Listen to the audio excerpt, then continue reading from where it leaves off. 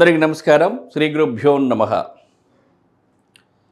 చాలామంది కూడా ఒక స్థలానికి కానీ గృహానికి కానీ మధ్యలో రోడ్డు ఉన్నప్పుడు, ఎప్పుడు ఒక వీధి సోల కానీ వీధి పోటు కానీ ఆ స్థలానికి గృహానికి తగులుతున్నప్పుడు, ఆ ఇంటికి ఆ వీధి సోలకి కనుక మధ్యలో రోడ్డు ఉంటే ఆ రోడ్డు పోటీ తగులుతుందా తగలదా అనేటువంటి ప్రశ్నను ఎంతోమంది తెలియజేయమని కానీ, ఆ విషయం గురించి చెప్పమని కానీ, అంటే రోడ్డు మధ్యలో ఉన్నప్పుడు వీధిపోటు వచ్చి తగిలితే ఆ ఇంటికి ఆ వీధిపోటు తగిలినట్లేనా తగలనట్లా అనేటువంటి దాని గురించి మనం ఇక్కడ తెలుసుకుందాం. ఇది స్థలము లేదా ఇల్లు. దానికి తూర్పున రాజమార్గం ఉంది, రాజవీధి ఉంది. దానికి తూర్పు ఆగ్నేయం నుంచి ఒక వీధి వచ్చి తగులుతుంది.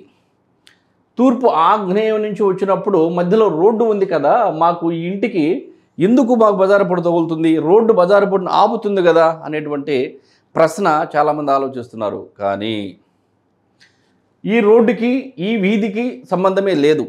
ఎందుకంటే ఇది హద్దు కాదు, ఇది ప్రహరీ కాదు, లేదా ఇంటికి సంబంధించి ప్రాకారంగా ఏం కట్ల, ఇది రోడ్డు మాత్రమే.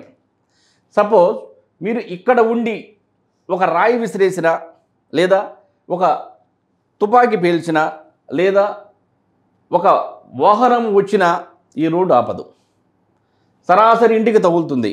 కాబట్టి వీధికి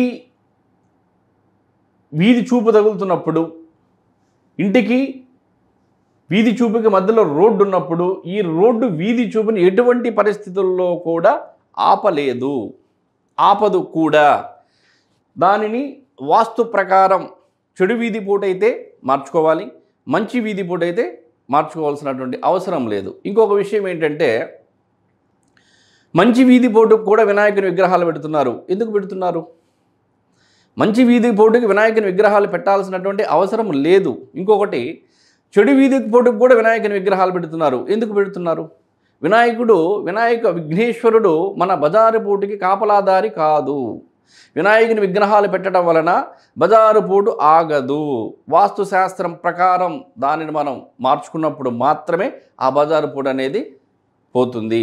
తద్వారా ఈ యొక్క విషయాన్ని మీరు గమనించాలని ఈ వీడియో రూపంలో మీకు తెలియజేస్తున్నాం. నమస్కారం.